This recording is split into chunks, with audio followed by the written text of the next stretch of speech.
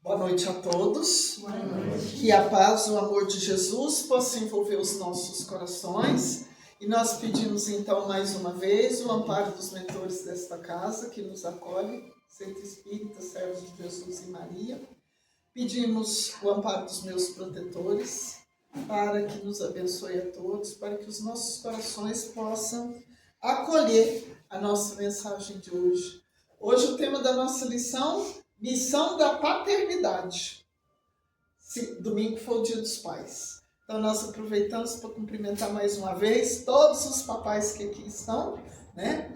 E que as nossas orações, que os nossos pensamentos voltados para Deus e para Jesus possam também alcançar os pais que estão em sofrimento na espiritualidade porque não conseguiram cumprir com os seus deveres. Nós vamos começar a nossa tarefa de hoje com uma oração ao Dia dos Pais. Eu copiei daquelas orações diárias que o Haroldo publica todo dia, né?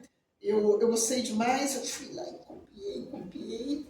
Está aqui. Senhor Jesus, ante o Dia dos Pais, nós que nos devotamos com tanto carinho aos anjos maternos que nos concedestes, estamos a pedir-te proteção e auxílio a todos os pais do mundo. Entretanto, amado amigo, em especial, nós te rogamos apoio para todos aqueles que sofrem pelos filhos queridos arrebatados pela morte e que muitas vezes são obrigados a engolir as próprias lágrimas por não disporem de tempo para chorar, que carregam nos braços filhos pequeninos marcados por enfermidades irresistíveis, que suportam obstáculos e tentações para serem fiéis aos próprios compromissos, que se desgastam em administrações e empreendimentos complexos, a fim de sustentar o equilíbrio de centenas de companheiros da vida comunitária, e não encontram a paz no reduto doméstico, que vara um dia entre aborrecimentos e tribulações, e chegam sequiosos de tranquilidade ao íntimo do lar, para serem acolhidos unicamente por discussões e palavras estéreis, que se estragam no cotidiano, a fim de que os descendentes se habilitem convenientemente para a conquista de competência e reconforto futuro. A luta para cuidar de uma família é muito grande, não é? Que assumem razões de queixa no trabalho profissional, mas se calam humildes, tolerando pesados sacrifícios por amor à família, que faceiam empeços incontáveis. O que é isso? Que enfrentam problemas inúmeros, né?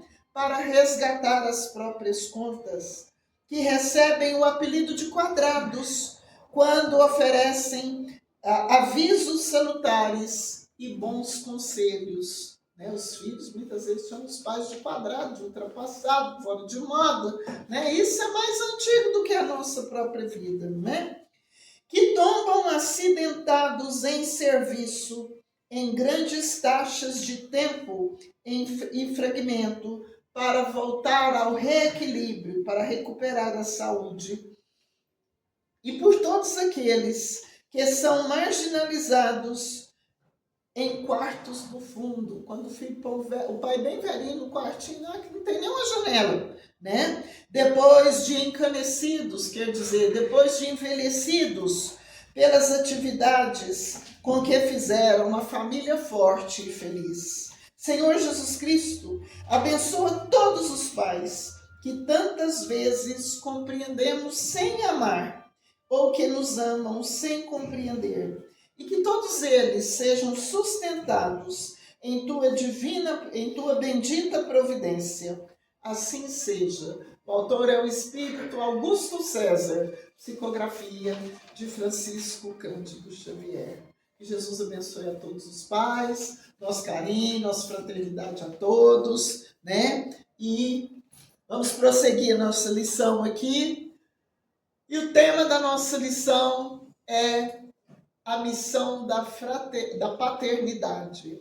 A paternidade, conforme nos ensina a questão 582 do Livro dos Espíritos, onde Allan Kardec pergunta aos espíritos superiores: pode-se considerar como missão a paternidade?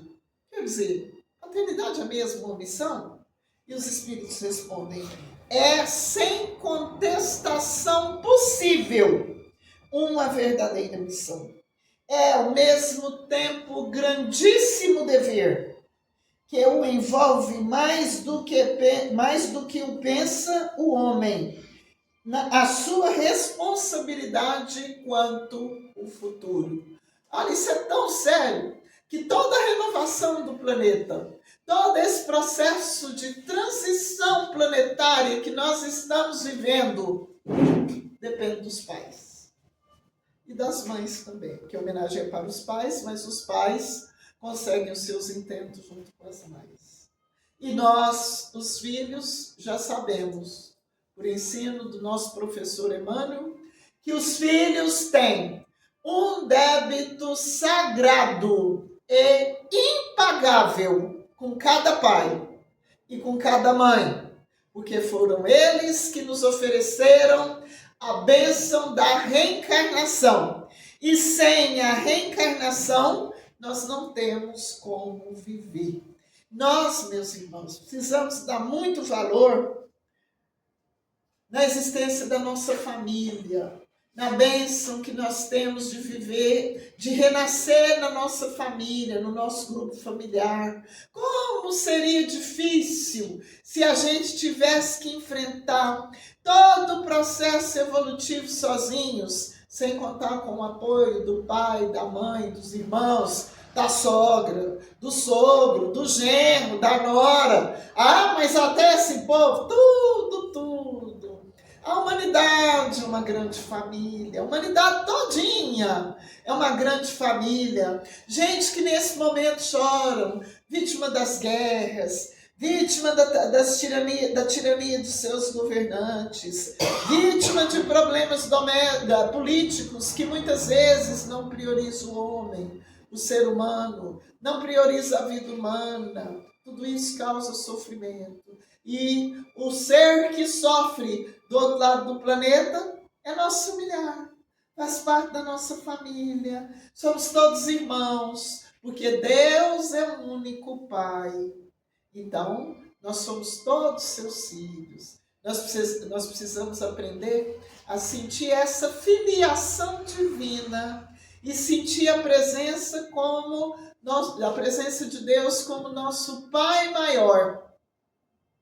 E os pais são os mensageiros de Deus, segundo a Dora Encontre, num livro magnífico, A Educação segundo o Espiritismo, que eu li há muitos anos. Eu fui coordenador de juventude no Bezerra há muitos anos, coordenador de evangelização, li aqueles livros, tudo que eu pude, para eu aprender um pouco. Aprendi um pouquinho, bem pouquinho mesmo, mas os pais são mensageiros de Deus, encarregados de dar ao mundo espíritos melhores, homens e mulheres melhores, formados tanto na inteligência quanto no coração, né? E o pai, quando ele não cumpre, o seu dever de educar o filho, de dar a ele um novo sentido para a sua vida, o primeiro castigo que ele tem é ver o filho entre os espíritos sofredores na espiritualidade, ou aqui na terra mesmo, porque os espíritos se agrupam sempre por afinidade, né? E os espíritos sofredores se agrupam, se unem, né? E o pai muitas vezes é obrigado a ver o filho sofrendo aqui na terra mesmo. E quando ele desencarna e vê que o sofrimento do filho foi causado por sua negligência, ele sofre muito.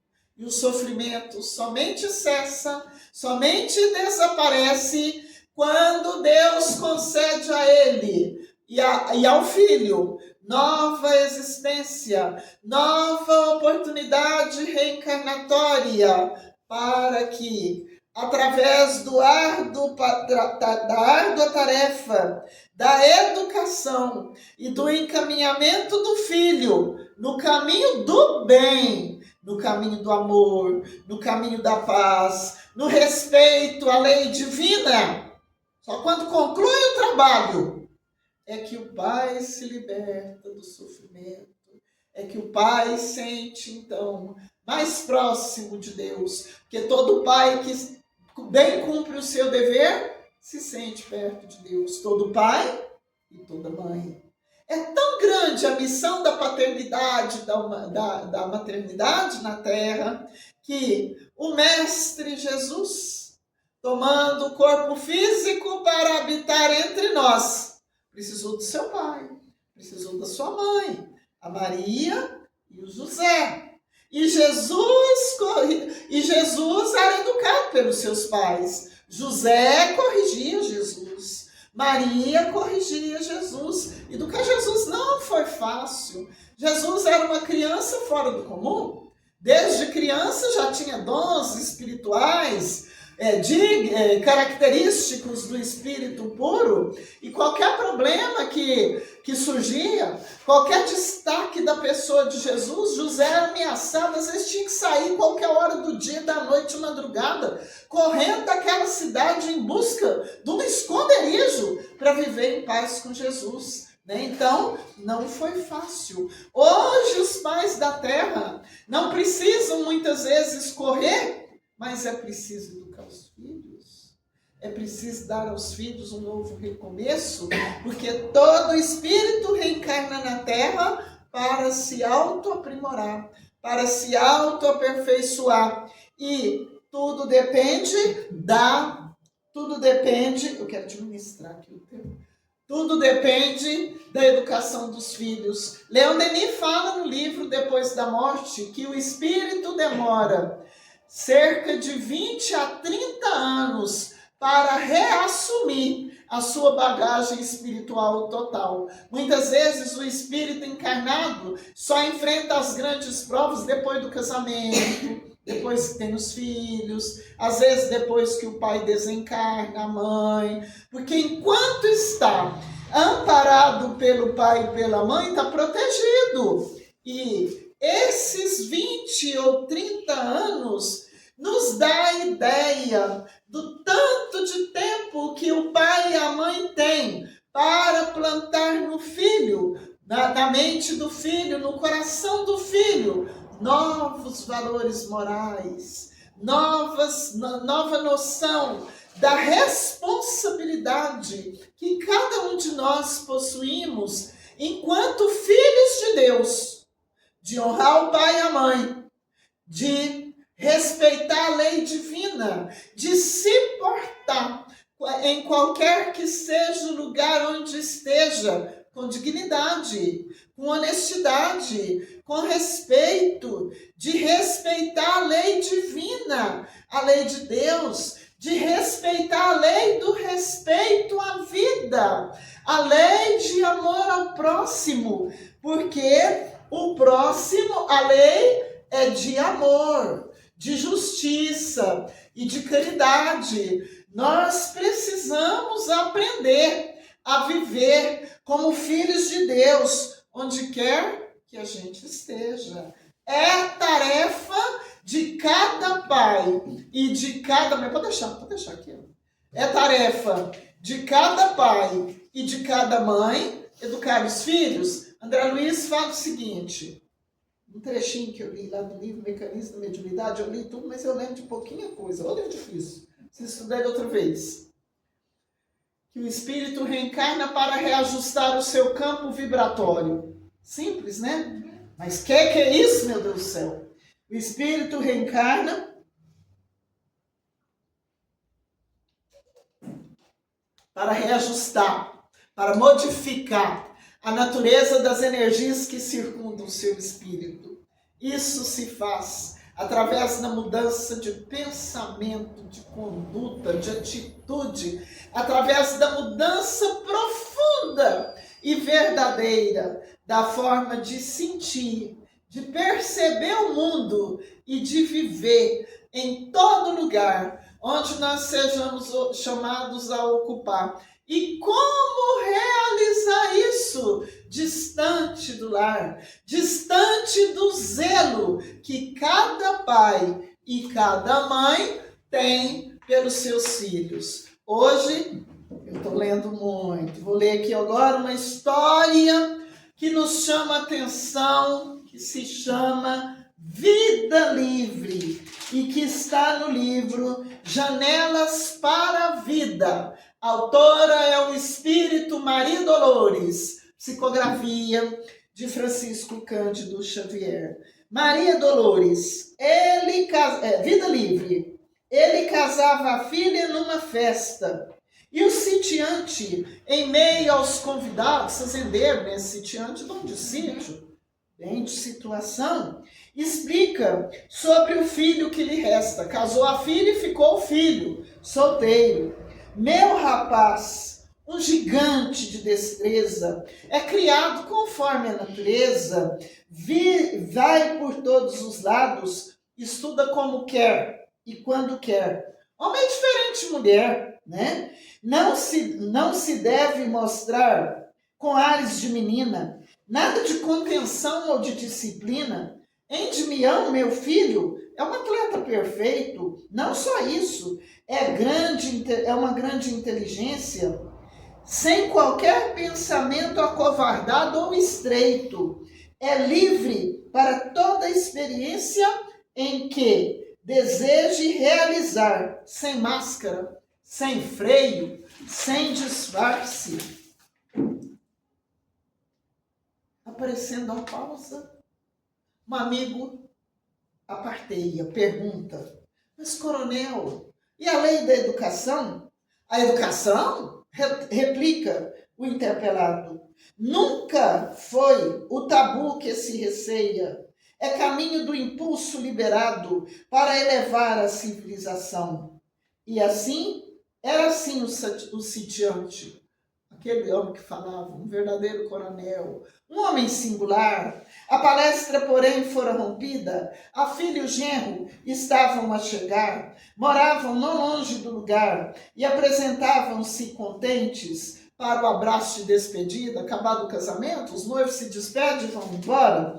Endimião, em plena juventude, era dono de da força e da saúde. 2 anos findos sobre o relatado, sobre o casamento, né? E no longo entardecer de um dia quente, eis o rapaz surgindo de repente, lá no sítio do cunhado. Foi visitar a irmã casada. A irmã tanto se alegra quanto se espanta. Ela estava sozinha no sítio com uma velha governanta. O marido se ausentara em serviço. Um dia apenas, só um dia que ele ia ficar fora de casa, o marido. Um breve compromisso de trabalho. Mas o rapaz, o Endimião, se declara de passagem. Foi uma visita rápida que fez para a irmã, né?